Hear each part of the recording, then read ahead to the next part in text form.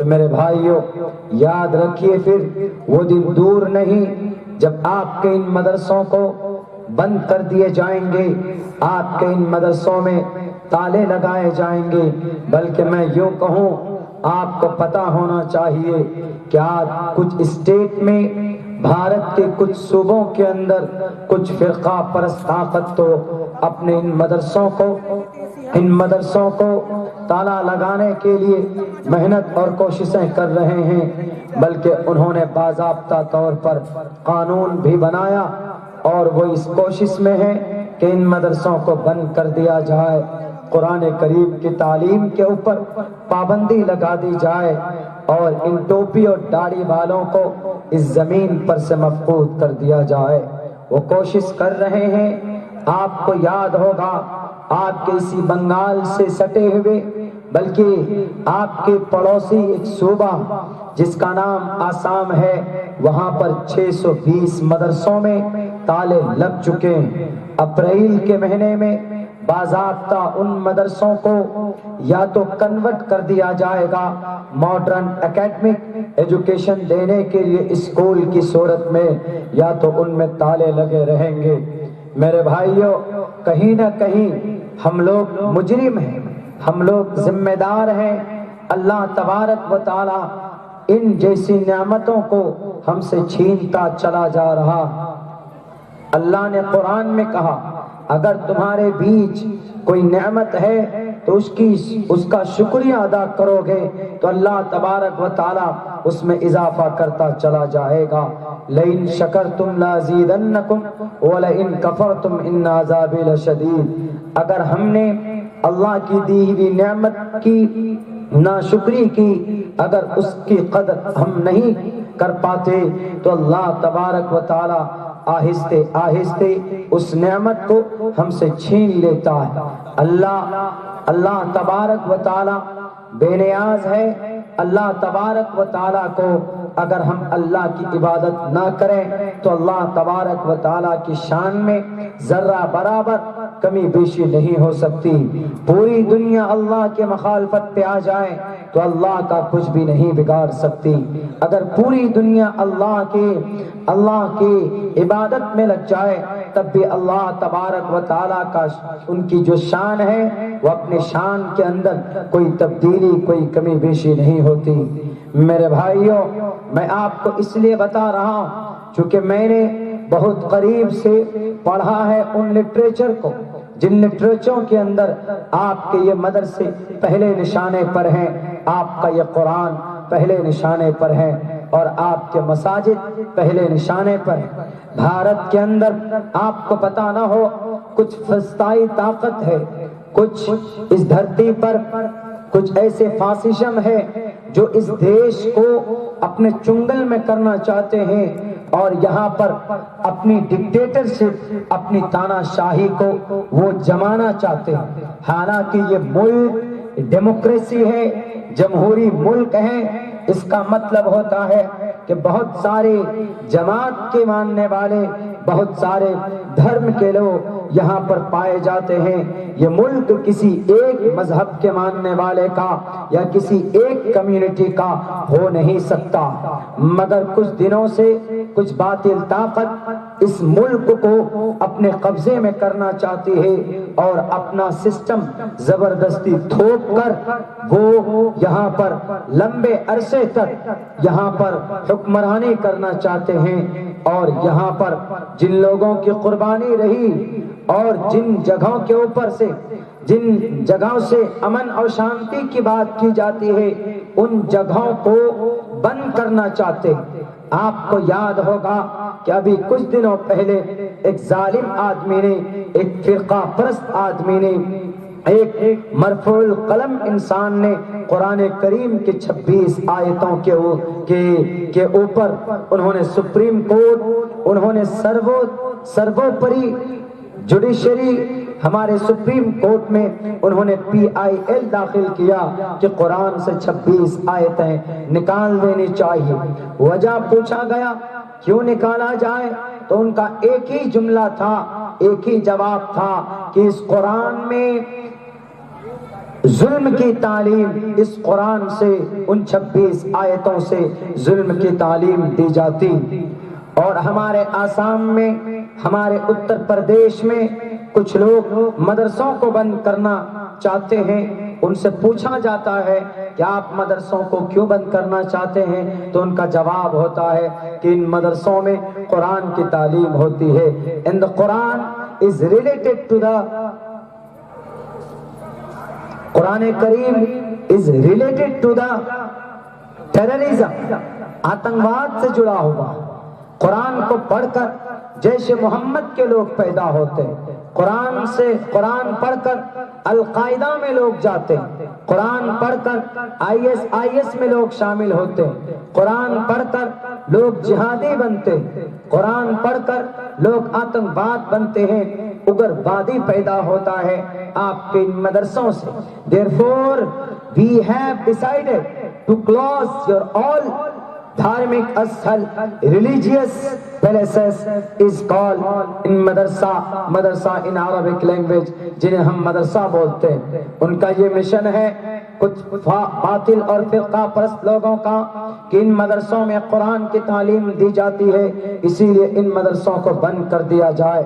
میرے بھائیوں، پوری دنیا جانتی کہ ان مدرسوں میں قرآن کی تعلیم ہوتی ضرور، لیکن ان مدرسوں سے آتنکواد پیدا نہیں ہوتا، ان مدرسوں سے کوئی جہادی پیدا نہیں ہوتا، ان مدرسوں سے کوئی ظالم پیدا نہیں ہوتا، ان مدرسوں سے کوئی فرقہ پرست پیدا نہیں ہوتا، بلکہ ان مدرسوں سے دین کے داعی پیدا ہوتے، ان مدرسوں سے امن پرست پیدا ہوتے، ان مدرسوں سے امن اور شانتی کا پیغام دینے والے ہمارے علماء کرام پیدا ہوتے ہیں، ان مدرسوں سے فریڈم فائٹر، سوتنتر سینانی پیدا ہوتے ہیں۔ جنہیں یقین نہ ہو وہ تاریخ اٹھا کر دیکھ لیں کہ بھارت کے اندر جب ظالم انگریز آیا تھا تو اس انگریز کے مقابلے کے لیے سب سے پہلے میدان میں کون تھے، انہیں پتا چل جائے گا کہ ان مدرسوں کی حقیقت کیا۔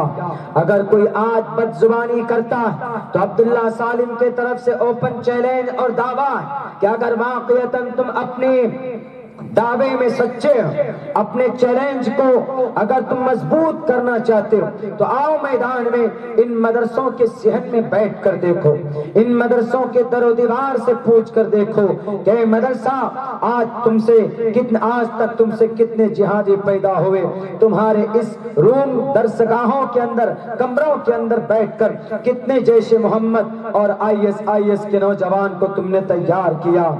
میں کہوں یہ مدرسہ کہے گا کہ ان مدرسوں میں آتنکواد پیدا نہیں ہوتے، ان مدرسوں میں جہادی پیدا نہیں ہوتے، ان مدرسوں میں جیش محمد کا کوئی داعی پیدا نہیں ہوتا، ان مدرسوں کے اندر قرآن پڑھنے والے پیدا ہوتے ہیں، ان مدرسوں کے اندر امن اور شانتی کا پرتیک اور پرچار کرنے والا پیدا ہوتا ہے۔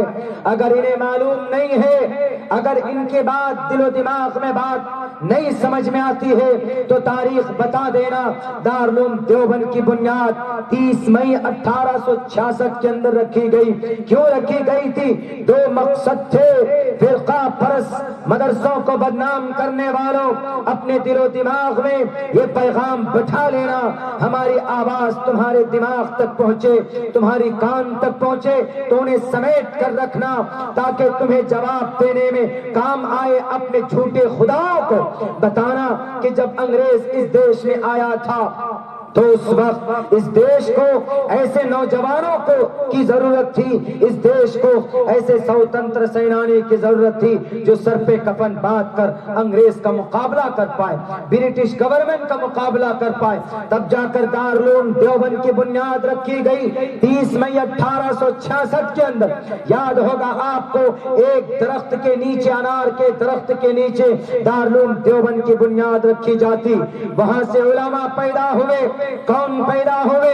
جنہوں نے انگریز کی آنکھوں میں آنکھیں ڈال کر بات کی اور کہا کہ انگریز تمہارے اندر اتنی طاقت نہیں ہے کہ تم ہمارے دیش کے مٹی پر قبضہ کر سکو، تم ہمارے دیش کی دولت پر ہڑپ کر سکو۔ مدرسوں کی تاریخ جاننا چاہتے ہو؟ مدرسوں میں قرآن پڑھائے جاتے، کوئی دہشت گردی کا پاٹ نہیں پڑھایا جاتا۔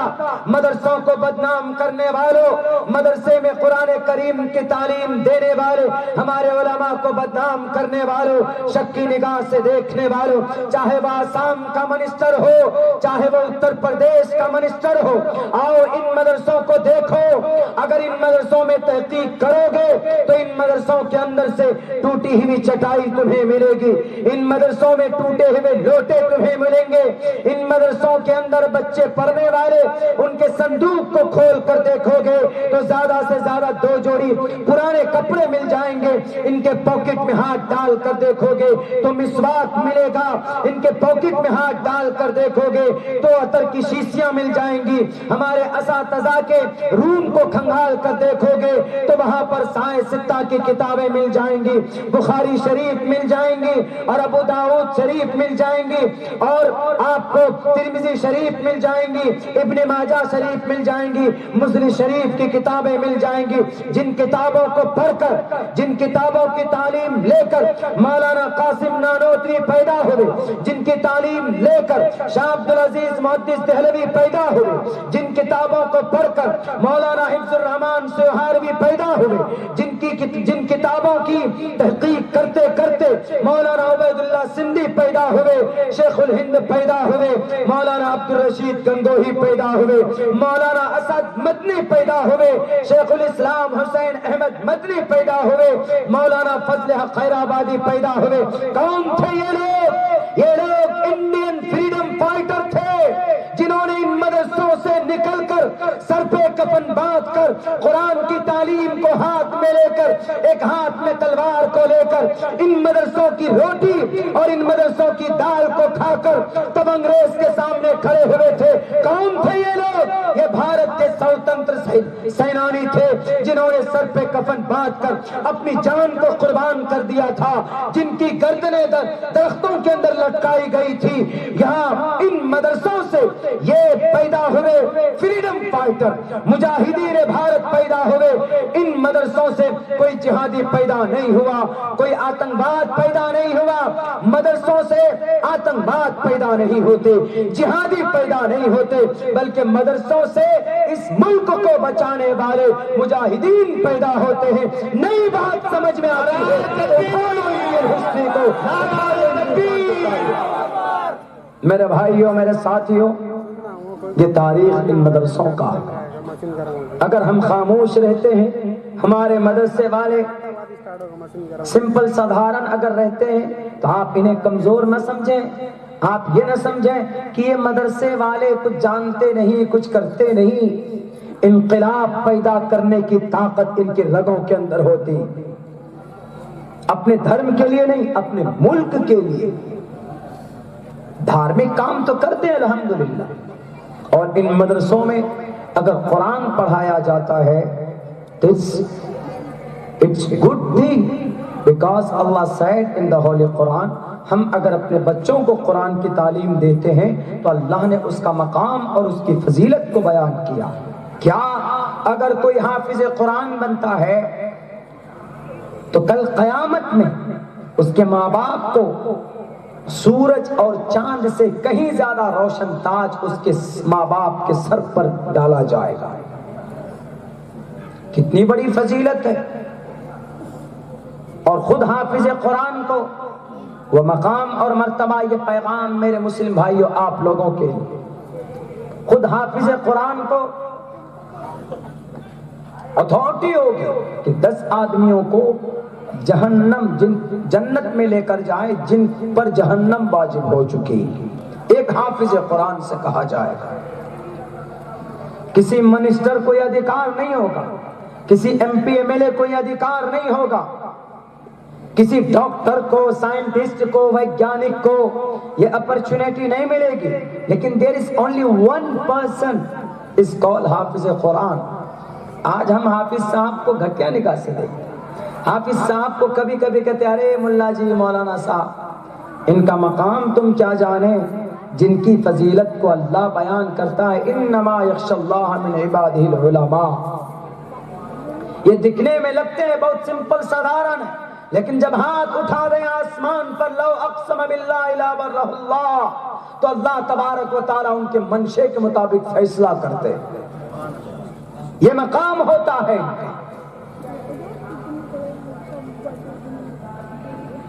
ہمارے لیے بڑی خوشی کی بات ہے کہ ہمارے بیچ ہمارے اکابر علماء کرام موجود. حضرت قاری صاحب 40 سال سے آپ کے ادارے میں محنت کر رہے ہیں. کتنے سارے حفاظ پیدا کیے ہوں گے. ہمارے حضرت ناظم صاحب کئی اساتذہ ایسے ہیں کہ برسوں سے مدرسوں میں حافظ قرآن پیدا کر حدیث کی تعلیم دے رہے ہیں. ہم اور آپ سمجھتے ہیں کہ کیا کل حافظ جاہل، ہر ایک حافظ جاہل ہوتا ہے. آپ بول دیجئے جتنا بولنا، لیکن جب کل قیامت میں حشر کے میدان میں نفسی نفسی کے عالم میں ہوں گے، ہم اور آپ، مکھیا جی بھی، ایم ایل اے صاحب بھی، ایم پی صاحب بھی، پردھان صاحب بھی، چیف منسٹر صاحب بھی، سب کوئی گاؤں کا، کھڑگپور کا ادیوگ پتی لوگ بھی، doctor, M B B S, I P S, S P, D M, S D M, S P, D S P, سارے لوگ ایک طرف ہوں گے کل قیامت میں حشر کے میدان میں. سب نفسی نفسی کے عالم میں مبتلا ہوں گے، لیکن ایک حافظ قرآن سے اللہ کہے گا کہ حافظ قرآن، تو نے مدرسہ فرقانیہ میں تعلیم حاصل کی تھی، قرآن حفظ کیا تھا، ادھر آؤ، ڈونٹ وری، پریشان نہ ہو. قرآن جیسے دنیا میں تم پڑھتے تھے یہاں پر بھی قرآن پڑھنا شروع کرو. الحمدللہ رب العالمین سے شروع کرو.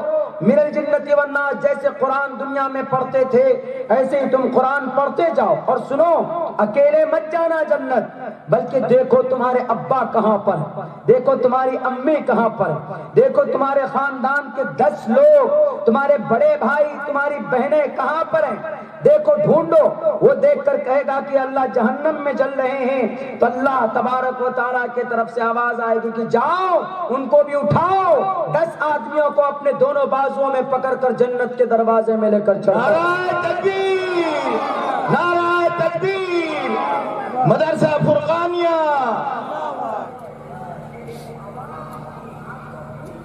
میرے بھائیوں، میرے ساتھیوں، ان مدرسوں کا وجود اللہ تبارک و تعالیٰ کی طرف سے، میں نے کہا تھا کہ نعمت عظمیٰ، ایک بہت بڑی نعمت ہے.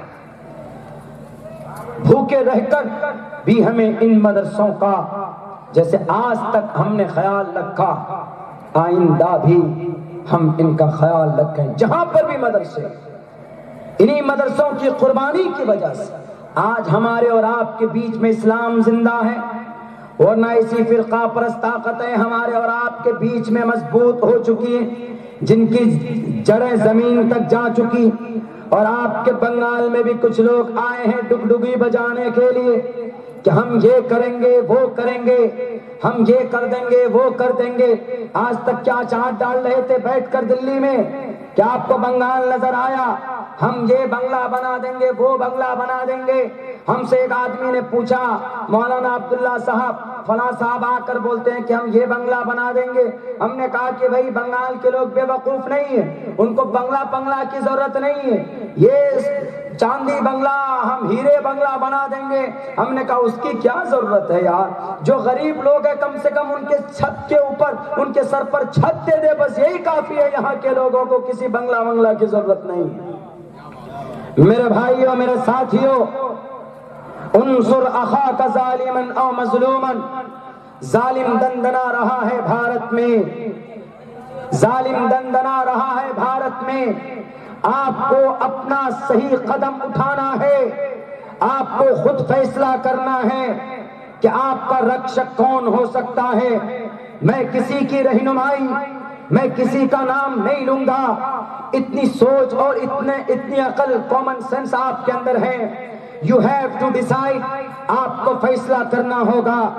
آپ کے ایک غلط فیصلے سے اگر کرسی اقتدار پر کوئی فرقہ پرست طاقت بیٹھ جاتا ہے، اگر آپ کے غلط ڈیسیزن کی وجہ سے اگر کوئی بہروپیہ، اگر کوئی جملے باز، اگر کوئی دھوکے باز، اگر کوئی لوٹیرا، اگر کوئی ایسا نفرت پرست آدمی آپ کے بیچ بیٹھ جاتا ہے جو ہندو مسلمانوں کے بیچ میں نفرت پھیلاتا ہے، جو مدرسوں کو بند کرنے کی بات کرتا ہے، جو قرآن پر پابندی کی بات کرتا ہے، جس نے اس دیش میں خصوصاً مائنورٹی کے لوگوں کو اس دیش سے نکالنے کے لیے سٹیزن امینڈمنٹ ایکٹ لایا، ان ظالموں کو اگر آپ کے غلط ڈیسیزن کی وجہ سے اگر پاور ان کے ہاتھ میں آتا ہے تو میرے بھائیو آپ کے لیے قبر کھود دیا جائے گا، آپ کی ٹوپی آپ کے سر پر نہیں رہے گی، آپ کے شکل میں داڑھی رکھنے کی پرمیشن نہیں ہوگی، یہ چیز تو دور کی بات، آپ کو اذان دینے کی اجازت نہیں ہوگی، آپ کو مسجد میں نماز پڑھنے کی اجازت نہیں ہوگی۔ اسی لیے آپ کو ایسے وقت میں صحیح ڈیسیزن لینا ہے، صحیح فیصلہ لینا ہے، کسی کے بہکاوے پہ آ کر نہیں۔ اللہ کے نبی کا فرمان بھی ہے بلکہ قرآن کا پیغام ہے، تعاونوا علی البر والتقوی ولا تعاونوا علی الاثم والعدوان۔ اگر آپ کے ایک انتخاب کی وجہ سے اگر کوئی شرابی کرسی پر بیٹھ جاتا ہے تو جب وہ شراب پیے گا تو اس کا گناہ پہلے آپ کے سر پر ہوگا، بعد میں اس شرابی ظالم لیڈر کے سر پر ہوگا۔ اسی لیے پیسوں سے اپنے ایمان کو بیچنے والے، پیسوں سے اپنے ایمان کو، اپنے ووٹ کو شرعی اعتبار سے فروخت کرنے والے، اللہ کے نظر میں اللہ کے سامنے جب آپ حاضر ہوں گے تو اللہ کے سامنے آپ کو جواب دینا ہوگا کہ ہم نے تمہیں ایمان دیا تھا، ہم نے تمہیں سب سے قیمتی دولت سے تم کو نوازا تھا، لیکن تم نے فلاں صاحب سے ڈیل کر لی اور تم نے ان سے پیسے لے کر اپنے انتخاب کو، اپنی شہادت کو، ووٹ کو شرعی اعتبار سے شہادت بولتے، تم اپنی شہادت کو کسی غلط آدمی کے لیے استعمال کیا، پیسے لے کر تم نے اپنے ایمان کو بیچا ہے، تم مسلمان نہیں ہو سکتے۔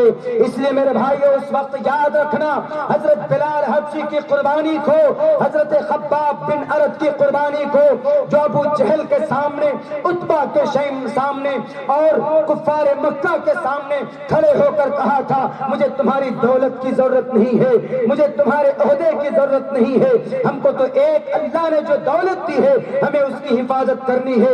وہ چلے گئے اس دنیا سے لیکن اپنے ایمان کا سودا نہیں کیا۔ آپ کو بھی اپنے ایمان کا سودا بنگال کے اندر نہیں کرنا ہے۔ نعرہ تکبیر! میرے بھائیوں، بیچ میں آپ لوگوں کو میں نے اشارہ کیا ہے، فیصلہ سوچ سمجھ کر آپ لوگوں کو کرنا ہے۔ اللہ کے نبی نے کہا انصر اخاک ظالما او مظلوما، مظلوم کی بھی مدد کرو، اگر کسی پر ظلم ہوتا ہے تو اس کی مدد کی جائے۔ اگر کوئی ظلم کر رہا ہے، مظلوم کی تو مدد سمجھ میں آتی تو ان کی مدد کریں گے، ان پر کوئی ظلم ہو رہا ہے، کسی نے کیس کر دیا، کسی نے ظلم تشدد کیا اس کے اوپر تو اس کی مدد کریں گے، بات سمجھ میں آتی۔ How can I accept and how can I help ظالم ڈکٹیٹر، اس پر ہم اس کی کیسی مدد کریں؟ تو اللہ کے نبی نے کہا کہ اگر ظالم ظلم کرتا ہے تو اس کو ظلم کرنے سے روکو، یہ اس کی مدد ہے۔ اگر کوئی ظالم کرسی پر بیٹھ کر اناپ شناپ نعرے لگاتا ہے کہ ہم یہاں آئیں گے تو 24 گھنٹے میں یہ کر دیں، ہم یہاں آئیں گے تو 25 گھنٹے میں یہ کر دیں، کوئی ضرورت نہیں ان سب باتوں کی، ان سب چیزوں کی کوئی ضرورت نہیں۔ اتنا بتاؤ کہ یہ جو لوگ ہیں، عوام ہیں، ہمارے نوجوان کھڑگپور یونیورسٹی سے، کالج سے IIT کر لیتے، ان کو نوکری نہیں ملتی، ٹھیلے میں جاتے ہیں گیس لے کر چائے بیچتے، آپ نے ان کو نوکری کیوں نہیں دی؟ کھڑگپور سے پڑھنے والا IIT کے اندر ٹاپ پوزیشن حاصل کرنے والا سندر رام پچائی کو امریکہ والوں نے لے لیا، آپ کے پاس ان کو جاب دینے کے لیے پیسے کیوں نہیں تھے؟ آپ نے ان کو جاب کیوں نہیں دیا کہ وہ امریکہ چلا گیا؟ گوگل کا CEO کون ہے؟ سندر رام پچائی، 75% شیئر ہولڈر ہے یہ گوگل کا۔ کہاں سے پڑھ کر نکلا وہ لڑکا؟ آپ کا یہی کھڑگپور سے پڑھ کر نکلا۔ میں نے کئی جگہ اسپیچ کے اندر یہ بات کہی، چنئی کا وہ لڑکا سندر رام پچائی، گوگل دنیا کا سب سے بڑا ویب سائٹ، کچھ بھی لکھو تو مل جائے، کچھ بھی لکھو گوگل میں مل جائے۔ تو اس کا CEO کون؟ سندر رام پچائی. کہاں سے پڑھا؟ کھڑگپور سے. پوچھو ان جملے بازوں سے کہ ہمارے کھڑگپور سے نوجوان بڑی تعداد میں IIT کر نکلتے ہیں، ان کو نوکری ہی نہیں ملتی. جناب ان کی طاقت کہاں خرچ ہوتی ہے؟ یہ مدرسوں میں دہشت گرد پیدا ہوتا ہے، یہ مدرسوں میں قرآن پڑھایا جاتا. اور قرآن میں کیا غلط پڑھایا جاتا؟ قرآن میں پڑھایا جاتا الحمدللہ رب العالمین. یہ بات وید میں بھی پڑھایا جاتا ہے. اوم بھوروسوہا تتسویترورینیم اگرنی میرے، ساری پرشنسا ایشور کے لیے. قرآن میں کیا پڑھایا جاتا؟ اللہ ایک ہے، قل هو اللہ احد اللہ الصمد لم یلد ولم یولد ولم یکن لہ کفوا احد. قرآن میں یہ پڑھایا جاتا ہے. تو یہ چیز تو وید میں بھی پڑھایا جاتا، اپنشد کے اندر بھی پڑھایا گیا. نتسیہ کچت پترسچیلوکے نچستانے وچتسیہ لنگم سکارنم کرنادیپا دیپو نچاسیہ کسی جنیتا نچادیپا. قرآن میں کیا پڑھایا جاتا ہے؟ قرآن میں پڑھایا جاتا ہے کہ محمد ہمارے آخری نبی ہیں. ما کان محمد ابا احد من رجالکم ولکن رسول اللہ وخاتم النبیین. وید میں بھی یہ پیغام موجود ہے. وید میں بھی کہا گیا محمد کے بارے میں کہ محمد کو مانو، وہ آخری انتم مورشی ہوں گے، انتم مورشی ہوں گے، کل یگ میں آنے والے کل کے اوتار ہوں گے. ویدوں میں کہا گیا، قرآن میں ہم سے کہا جاتا ہے کہ نماز پڑھو، اقیم الصلاۃ، اذان دو. ویدوں میں کہا گیا اذان دو اچنا پی سرو بکشی بھوشیتی جنومم بنا کولم چ پشوشتے شام بخشیا متامم. قرآن میں کہا جاتا اقیم الصلاۃ، نماز قائم کرو. وید میں بھی کہا جاتا پتما دارکا جیووا دیو دین مجھے تے ترتیانن کوڈلا کاریہ چترتر دیو چندر کا پنچم مندو سنیکتا. قرآن میں کہا جاتا ہے، قرآن میں کہا جاتا ہے کہ غصہ مت کرو، کسی پر ظلم مت کرو، کسی کے حق کو مت مارو، کسی کو پریشان مت کرو. وید میں بھی کہا جاتا ہے اہنسا ستیم کنو دستیاگا شانتی رپیشنم دیا بولیشور روتوم ہیر چاپلام. کون سا گناہ ہے؟ بتاؤ ایک میسج اگر قرآن میں غلط ہو، بتاؤ ایک آیت اگر قرآن میں غلط ہو. ہاں کچھ لوگ آتے ہیں، ان کو پاپولرٹی نہیں ملتی ہے، وہ دفن ہو جاتے ہیں مٹی میں، سوچتے ہیں کہ کیسے ہم دنیا کے سامنے آئیں، کیسے لوگ ہمارا نام جانے. تو بس 26 آیت کے تعلق سے لکھ لیتے ہیں، چلے جاتے ہیں سپریم کورٹ کہ سپریم کورٹ کے جج صاحب قرآن میں 26 آیت ایسی ہے جو ظلم کو بڑھاوا دیتا. اگر قرآن میں 26 آیتیں ایسی ہے جو ظلم کو بڑھاوا دیتا ہے تو ہمارے مدرسوں میں قرآن پڑھایا جاتا. اس کا مطلب کہ مدرسوں میں ظالم لوگ پیدا ہوتے ہیں. بتا دو آج تک بھارت کے کسی مدرسے سے پڑھ کر نکلنے والا کوئی حافظ قرآن آتنکواد بنا؟ نہیں بنا. کسی مدرسے سے کوئی ظالم پڑھ کر نکلا؟ نہیں نکلا. کسی مسجد کے امام کو آپ نے دیکھا کہ اس کے پاس AK-47 ہے؟ نہیں دیکھا. آپ نے کسی بھی حافظ صاحب کو دیکھا کہ اس کے پاس کلاسنگ توپ ہے؟ نہیں دیکھا. آپ نے دیکھا ہوگا کہ کسی بھی محتمم صاحب کے پاس میزائل ہے؟ نہیں دیکھا. آپ نے دیکھا کہ بھئی کسی بھی قاری قرآن کے پاس کوئی رائفل ہو، بندوق ہو؟ نہیں دیکھا آپ نے. کیوں؟ کیونکہ ایسی تعلیم ہوتی ہی نہیں مدرسوں کے اندر. مدرسوں کے اندر تو پیور قرآن، اللہ، رسول، آخرت اور دنیا سے تو انہیں کوئی لینا دینا ہی نہیں ہوتا، بلکہ وہ اپنی شریعت کو، حدیث کو، صحیح ستہ کو، بخاری کو، ترمذی کو، مسلم کو، اللہ کے نبی کا کیا فرمان، محمد رسول اللہ اس حدیث میں کیا کہنا چاہتے ہیں. اللہ کے نبی علیہ السلام آئے تھے، کون تھے؟ محمد رسول اللہ. یہ سارا ڈسکس ہمارے مدرسوں کے اندر ہوتا ہے، لیکن نہیں جناب، ان کو پاپولرٹی حاصل کر رہی کہ ہم کو لوگ کیسے جانیں گے. پٹافٹ چلا گیا سپریم کورٹ اور جا کر اناپ شناپ بھاشن دے دیا. ہم نے کہہ دیا ان کو، بہت سارے طرف سے لوگوں کے طرف سے آئے ان کے خلاف، ان کے رد میں بیان.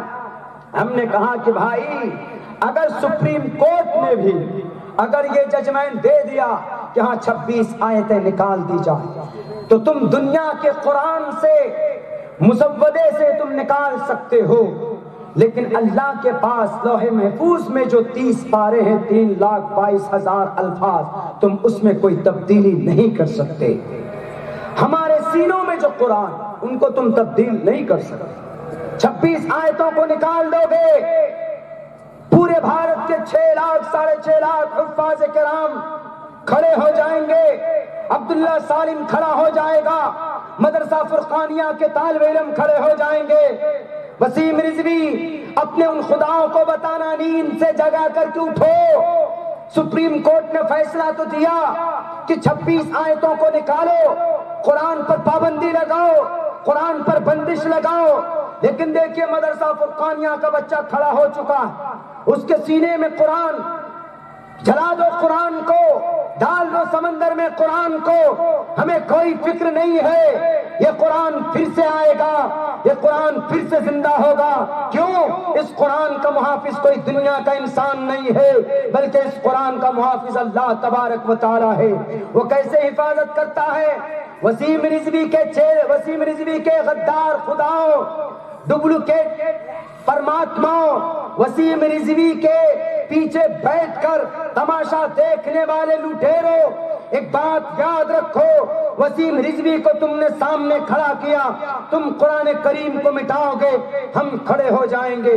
تم قرآن کے نسخوں کو جلاؤ گے, قرآن کو بدلنے کی کوشش کرو گے, ہم پھر کھڑے ہو کر کہیں گے الحمدللہ رب العالمین. سیقول الف لام میم ذالک الکتاب, سیقول الصفات تلک الرسل لن تنالوا المحصنات لا يحب الله اذا سمعوا ولو اننا قال الملأ واعلموا يعتذرون وما من دابة وما أبرئ ربما سبحان الذي قال ألم اقترب للناس قد أفلح المؤمنون وقال الذي أمن خلق اتل ما أوحي ومن يقنط وما لي فمن أظلم إليه يرد حاميم قال فما خطبكم قد سمع الله تبارك الذي عما يتساءلون من الجنة والناس. پھر سے عبداللہ سالم کھڑا ہو کر پورا قرآن پڑھ دے گا. کہاں تک تکبیر, نعرہ تکبیر. ایک صاحب آئے کہ نہیں, یہ بچے پڑھ کہاں سے رہے پورا قرآن؟ اوہ اندر چھپا کے رکھا ہوگا, سینے کو پھاڑ کر دیکھ رہے کہ دیکھو سینے میں کہاں لکھا ہوا. پورا سینہ پھاڑ کر دیکھ رہے تو کہیں قرآن لکھا ہوا نہیں, یہ پڑھ کہاں سے رہے؟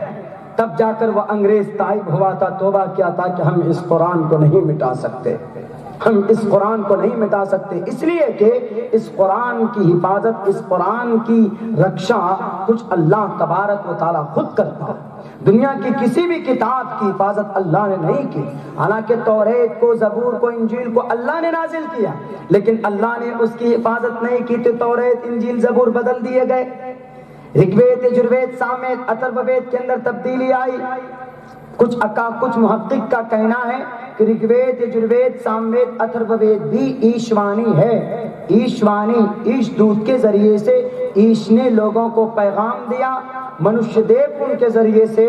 ہم مانتے ہیں وہ کسی نہ کسی سنسکرت زبان کے نبی اور رسول کے اوپر اگر اتنا بھی ہوگا تو اس کی حفاظت اللہ نے نہیں لی, اس کی حفاظت کی ذمہ داری بدل دی گئی.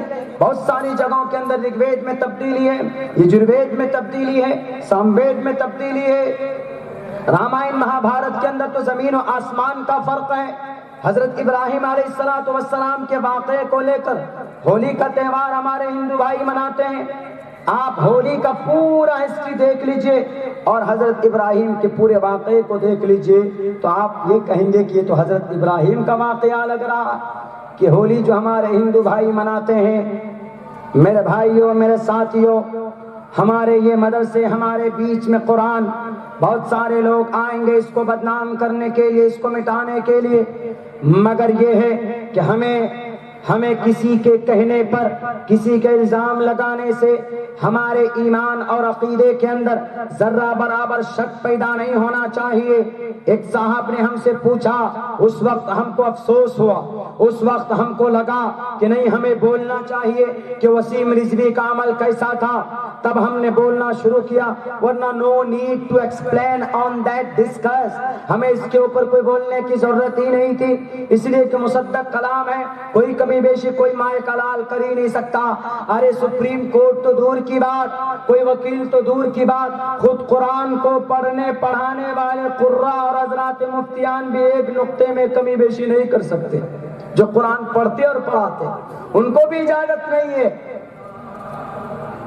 تو میرے بھائیو, جب اس آدمی نے پوچھا کہ مولانا عبداللہ صاحب کیا واقعتاً قرآن میں 26 آیت ایسی ہے کہ جس کے اندر وائلنس ہے, ظلم ہے, تشدد ہے, 26 آیتوں میں جہاد کی آیت, پردے کی آیت اور نماز کی آیت, اور چوری کی آیت جس میں ہاتھ کاٹنے کا آرڈر ہے، زیادہ تر آیتیں جہاد سے، جنگ سے تعلق رکھتی، ان کے اوپر انہوں نے نشاندہی کی۔ ہم نے کئی جگہ کے اوپر یہ بات کہی کہ 26 آیتوں کا منشا اور مطلب ہم نے کہا کہ اس قرآن کریم کے اندر اللہ نے بیان کیا، ہم نے سمجھایا، ہم نے کہا کہ مانو گے نہیں قرآن کا پیغام۔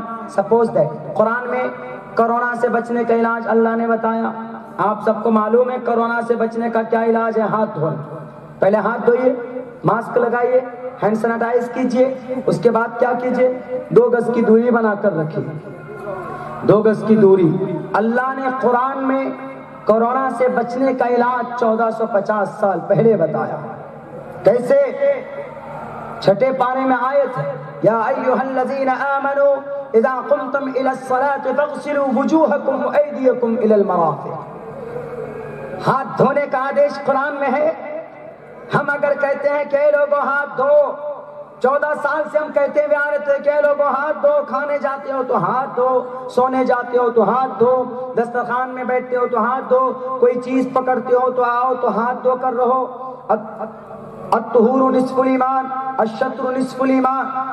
اللہ کے نبی علیہ الصلوۃ والسلام کا باضابطہ طور پر احادیث مبارکہ ہے کہ پاکیزگی ایمان کا آدھا حصہ ہے۔ ہاتھ دھو، واش یور ہینڈز۔ نہیں مانتے تھے، کیوں مانے؟ How can why do I accept the Quran? کیوں ہم قرآن کو مانے؟ نہیں مانو، مت مانو، کرونا آ کر خود ہی منوا دے گا کہ نہیں دھو گے ہاتھ، لو اب تم کو دھونا پڑے گا، اب تو ڈیٹول سے بھی دھونا پڑے گا۔ ایسے نہیں، ڈیٹول سے دھو، اور دھونے سے کام نہیں چلے گا، آپ ہینڈ سینیٹائزر استعمال کرو۔ بیان کر دیا اللہ نے۔ بہت لوگ کرتے تھے کہ نہیں جناب ہم کیوں محمد کی بات مانے۔ اللہ کے نبی نے کہا کہ 3 مرتبہ ہاتھ دھوئے۔ دن میں جو آدمی 5 مرتبہ وضو کرے گا، 15 مرتبہ اگر ہاتھ دھوئے گا تو کرونا سٹے گا اس کے ہاتھ میں، کبھی نہیں آ سکتا کرونا۔ اب یہ کرونا عقل مند ہو گیا، یہ کرونا اتنا عقل مند ہو گیا ہے۔ 1 سال ہو گیا آج کرونا کو، آج کرونا کا برتھ ڈے ہے، ہیپی برتھ ڈے کرونا۔ آج 22 مارچ ہے، آپ کو یاد ہونا چاہیے آج ہی لاک ڈاؤن شروع ہوا تھا، آج جنتا کرفیو لگا، آج کرونا پیدا ہوا تھا ماں کے پیٹ چائنا سے۔ پتا ہے یہ کرونا اب 1 سال کا ہو گیا، اب یہ اسکول جانے لگا ہے کرونا۔ کیسے؟ میں سمجھا رہا ہوں آپ ہنس رہے لیکن سمجھیے اس بات، یہ کرونا اب نرسری UKG پڑھنے لگا ہے۔ آپ چلے جائیے مہاراشٹر کے اندر کچھ ضلعوں میں، کچھ اسٹیٹ میں لاک ڈاؤن ہے، لیکن ہفتے میں 2 دن، سنیچر اور اتوار، یعنی سنیچر اتوار کو کرونا کی چھٹی ہوتی ہے، تو کرونا اسکول سے باہر آ جاتا ہے، سڑکوں پر محلے میں گھومتا ہے، تو کہتے ہیں کہ 2 دن لاک ڈاؤن، کیونکہ کرونا گھوم رہا ہے۔ اب پورے 5 دن 6 دن تک اوپن ہے، کوئی لاک ڈاؤن نہیں، انلوک ہے کہ نہیں؟ دیکھ لیجیے اورنگ آباد میں، دیکھ لیجیے آپ ادھر کولہاپور میں، دیکھ لیجیے ممبئی میں، دیکھ لیجیے آپ، بعض جگہوں کے اوپر یہی چیز ہے کہ 24 گھنٹے یہ سنیچر کو اتوار کو لاک ڈاؤن رہے گا، سمپورن لاک ڈاؤن، کوئی باہر نہیں جا سکتے۔ ہمارے ایک دوست ہیں اورنگ آباد میں، ہم نے کہا کہ بھیا ہمارا کچھ پیسہ ہے بھیج دو، کیا بولتا حضرت سوموار کے دن صبح بھیجوں گا۔ ہم نے کہا کہ آج سنیچر ہے چلے جاؤ، بولا آج لاک ڈاؤن۔ ہم نے کہا کتنا دن لاک ڈاؤن ہے؟ بولا 2 دن لاک ڈاؤن۔ ہم نے کہا کیوں منڈے کو کرونا کو ڈر لگتا ہے؟ بولا نہیں، منڈے کو نہیں ہے، منڈے کو انلوک ہے۔ تب ہم کو سمجھ میں ایسا ہے کہ یہ جو بیچ میں منڈے ٹیوزڈے سوموار منگل بدھ جمعرات جمعہ کو وہ کرونا چلا جاتا ہے نرسری پڑھنے کے لیے، اسی لیے اس دن انلوک رکھا ہے۔ باقی سنیچر اتوار کو کرونا کو چھٹی مل جاتی ہے تو وہ ایک دم چڈی بنیان پہن کر کے گھومتا ہے گلیوں میں، اسی لیے اس دن لاک ڈاؤن لگا۔ یعنی اتنا عقل مند ہو گئے۔ عجیب بات جناب، کچھ جگہوں کے اوپر تو یہ کہا گیا کہ عشاء کے بعد یعنی 9 بجے سے لے کر صبح 10 بجے تک رات میں لاک ڈاؤن رہے گا۔ کیوں جی؟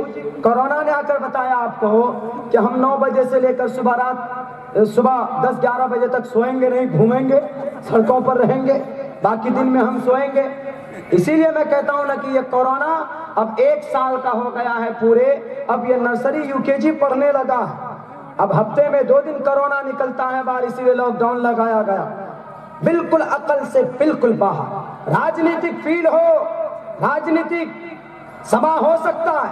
आपके खड़गपुर में हमारे इस देश के कायद साहब आए तो कोई कोरोना नहीं।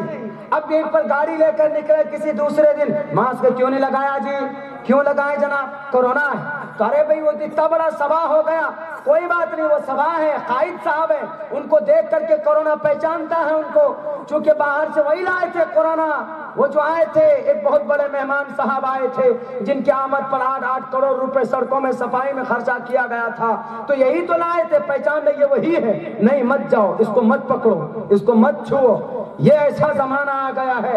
राजनीतिक फील्ड में कोई कोरोना नहीं, यानी राजनीतिक कोई सभा हो तो कोरोना नहीं, अगर दीनी जलसा हो जाए तो कोरोना पकड़ने का जल्दी परमिशन नहीं मिलता।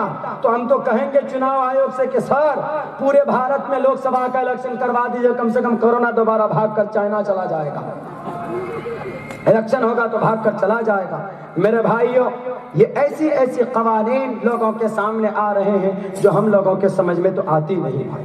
एक बात तो मेरे समझ में बिल्कुल ही नहीं आ रही कि आदमी का आधार कार्ड बनता है तो 50 दूनी 50 और 2 52 रुपए लगता है आधार कार्ड में, सरकारी रेट बनाने के लिए 52 रुपया। लेकिन आजकल भैंस का भी आधार कार्ड बन रहा है, भैंस का। तो भैंस के आधार कार्ड में कितने लगने चाहिए, तो कम से कम 25 रुपया तो लगना चाहिए, लेकिन 1 टका नहीं लगता। भैंस के आधार कार्ड फ्री में बन गए, देख लीजिए, आप पूछ लीजिए। और भैंस के आधार कार्ड बांध करके कान में लगा देते, क्यों जी? इसलिए कि एनआरसी होने वाला, एनआरसी और CAA होगा, तो इसलिए पहचानेंगे कि कौन सी भैंस इंडिया की है और कौन सी बांग्लादेश की है। अब भाई इंसानों के आधार कार्ड में पैसा, अब भैंस के आधार कार्ड में कोई पैसा नहीं। और इंसानों के घर बनाने के लिए 1.5 लाख रुपया और भैंस के घर बनाने के लिए 2 लाख रुपया, गौशाला बनाने के लिए 2 लाख मिलता है कि नहीं मिलता? 1,57,87,000 नेता लोग जानते हैं, जो मेंबरान लोग हैं, जो पॉलिटिक्स में जुड़े हुए हैं, वो जानते हैं। इंसानों के घर बनाने के लिए 1.5 लाख, जानवरों के घर बनाने के लिए 2 लाख। वाह भाई, इंसानों की अहमियत कम और जानवरों की अहमियत बढ़ गई। सपोज दैट, मान लीजिए भैंस को पता चल गया कि हमारे नाम का तो 2 लाख रुपए आ रहा है और चले गए बैंक, तो क्या होगा? क्योंकि आपके नाम का 1.5 लाख आता है, तो आप आधार कार्ड लेकर कहाँ पहुँचते हैं? आधार कार्ड लेकर कहाँ पहुँचते हैं? आप फिंगरप्रिंट डालते हैं, तब जाकर आपका पैसा और टाका निकलता। आधार कार्ड का एक बड़ा फायदा ये होता है, आप खड़गपुर में हैं, अगर आप हावड़ा में जाके गुम हो गए तो आपको उस आधार कार्ड के एड्रेस से आपको खड़गपुर पहुंचाया जा सकता है। कौन है? मौलाना अब्दुल्ला। कहाँ से ताल्लुक रखते हैं? खड़गपुर से। अब्बा का नाम क्या? कमरुल हुदा। वार्ड नंबर क्या? 11। ओ अच्छा, ये कमरुल हुदा का लड़का। लेकिन खुदा ना खास्ता अगर भैंस खड़गपुर की लेके चली जाए कलकत्ता, तो उसके आधार कार्ड से कैसे पहचानेंगे कि भाई ये कहाँ से आई है? उसके अब्बा का नाम क्या होगा? अरे भाई उसके आधार कार्ड में उसके मोहल्ले का क्या नाम होगा? समझने की बात। इत्तेफाक से भैंसिया को पता चल गया कि हमारे अकाउंटवा में तो 1,90,000 रुपए आया, और चलो जल्दी से। अब चले गए वो SBI बैंक में, मैनेजर साहब को जाके कह रही बैंक, हमारे नाम का पैसा भेजा हमारे भारत के कायद साहब ने, हमारे भारत के प्रधानमंत्री साहब ने, पैसा दो। मैनेजर साहब कहता कोई बात नहीं, तुम्हारा अकाउंट लिंक है अकाउंट से, तुम्हारे आधार कार्ड लिंक है अकाउंट से। तो भैंस कहती क्यों नहीं है? कि हमारा आधार कार्ड बनाया तो लिंक नहीं होगा, लिंक होगा। तो उमूमन आजकल आधार कार्ड से पैसा निकल जाता, फिंगरप्रिंट डालिए पैसा निकल जाएगा। तो भैंस जाकर खड़ी हो गई मशीन के पास। अब मैनेजर कह रहा है कि चलो हाथ डालो अपना, फिंगरप्रिंट दोगे तब ना। अब भैंस का फिंगरप्रिंट क्या होगा? समझ से बाहर की बात। अब भैंस तो कहेगी कि भाई मुझे रुपए दो। ये चीज रियल में है।